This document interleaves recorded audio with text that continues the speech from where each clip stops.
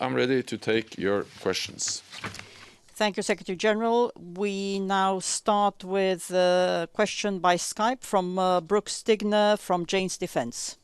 Brooks, please go ahead. Hello, can you hear me? Yes. Okay, fine. Thank you for the time, Secretary General. Two quick questions. As you mentioned, the COVID crisis will impose huge pressure on Europe's leaders to favor probably economic spending over defense. First of all, do you think there should be a temporary respite for the Allies' pledge to reach the 2% GDP spending goal by 2024? I assume you'll say no, but should this idea at least be considered? Second question, resilience. In operational areas such as air and sea lift, satellite comms, and energy, the Allies rely heavily on expensive standby contracts with commercial suppliers. Question, do you think the Allied militaries need to start maintaining this on their own, moving away from so many commercial suppliers in order to increase their resilience? Thank you. So first on resilience, we have agreed that, of course, we will look into the consequences for our resilience planning when we learn the lessons from this crisis. And we have initiated that work at the meeting today to look into the medium and long-term consequences, including how to further strengthen our resilience so we are prepared for the next crisis.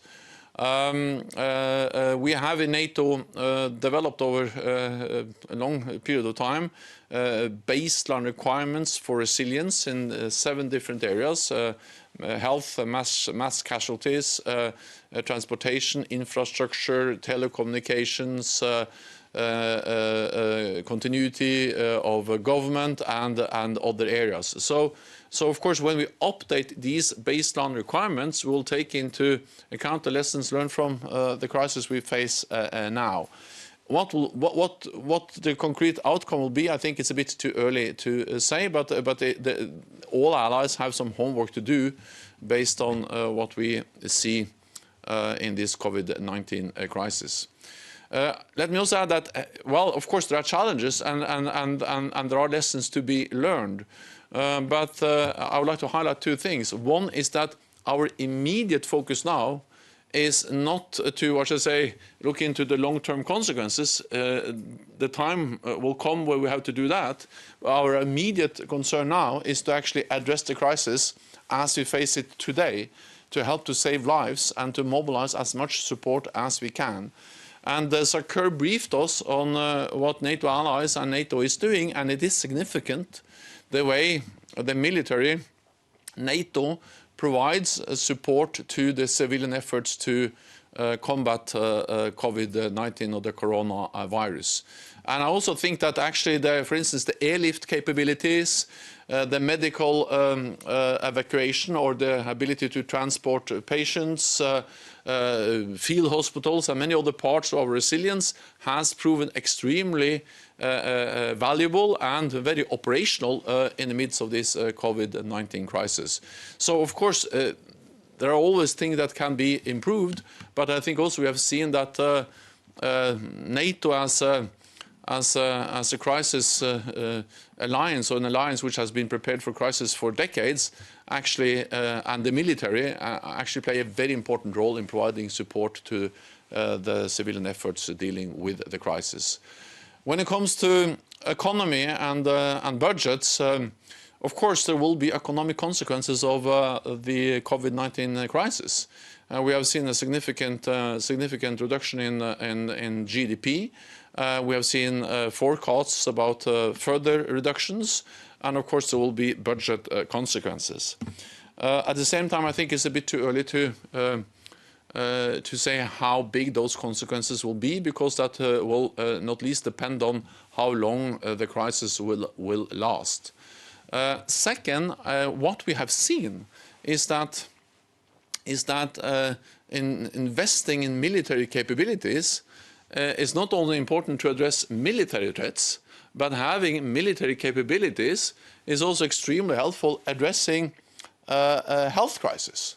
The military provides a surge capacity which is now proven or which is now becoming very important or is important for the civilian society as they combat the coronavirus. So it highlights that investing in military is not only a way to deal with military threats, but also with other threats and challenges. And I think that's a good thing, proving that the armed forces, the military, can help the civilian societies. Jovana Jurisic from Daily Pobieda in Podgorica. Do you have plans for sending NATO contra hybrid teams to Western Balkan countries? I mean, Western Balkan countries who are NATO member states, to help them to cope with propaganda and disinformation in time of the pandemic? Thank you. There has been no request for NATO sending counter hybrid teams. We have done that before to Montenegro, but there has been no request for doing this now. And actually, I think that the most important thing NATO can do is to send concrete support. And countries in the Western Balkans have received support from NATO and NATO allies, especially North Macedonia highlighted that very much during the meeting. This was the first meeting, first ministerial meeting where a defense minister from North Macedonia participated, and Minister Radmila Sekerinska listed how many NATO allies, the Netherlands, the United States, the Czech Republic, Norway, and many other NATO allies have provided concrete support with medical equipment, field hospital, financial support, and so on to North Macedonia, and I think that's the best way, both to provide concrete support to allies as NATO and NATO allies do every day, but it's also the best way to counter any attempt to conduct disinformation campaigns, because by acting we send a clear message. So we provide support to our allies in the Western Balkans, but today we also discussed with our Supreme Operational Commander General Walters how we can speed up and step up the support. Thank you. We'll now go to Terry Schultz from Deutsche Welle NPR. Mr. Secretary General, you mentioned this just briefly in your introduction, but already before COVID hit, there were concerns that China in particular was buying up important military assets throughout Europe. Now that companies and countries are going to be suffering serious economic consequences, and some of these assets, some of the owners of these assets may need to sell, is it really too early to start reminding of the message that they need to keep important assets that could be useful for NATO in national hands? And also, did anyone bring up around the table, especially with Joseph Borrell there, concerns about the U.S. cutoff of funding for the WHO? There have been comments about this on the EU side, and I wondered what your thoughts were on that, or if any allies expressed concerns about that. Thanks. We had an in-depth discussion about the medium and long-term effects, including on our resilience, and many allies highlighted the importance of critical industries, infrastructure as part of our resilience. And resilience is a NATO responsibility. It's enshrined in our founding treaty in Article 3. So reliable infrastructure, reliable telecommunications, governments which can function also in times of crisis, all these issues are of great importance for the civilian society, but also for our military readiness and preparedness. So this is very much interlinked. I'm not saying that it's too early to remind allies on the importance of focus on this and making sure that we have a resilient critical infrastructure, industries, and that we are able to, for instance, provide critical equipment during crisis as we see today. actually that's something which we have already addressed, and I highlighted that also in the meeting today. And the fact that we will now most likely have an economic downturn may make some allies more vulnerable for situations where critical infrastructure can be sold out. And that can undermine our resilience. So I convey that message, but also many allies convey that message during the meeting. So no, it's not any way too early to highlight or to underline that message. What I said was a bit too early was to draw the final conclusion about what will be the outcome from our next update review of the resilience guidelines, because that will not necessarily take some time. And our focus now is on saving lives and addressing the concrete consequences of the current crisis we are faced with. The WHO is an intergovernmental organization. NATO is not a member of that organization, but NATO has used the guidelines from the WHO to implement preventive measures in NATO missions and operations here at the NATO headquarters, NATO command structure, and I believe in the importance of international cooperation and transparency, and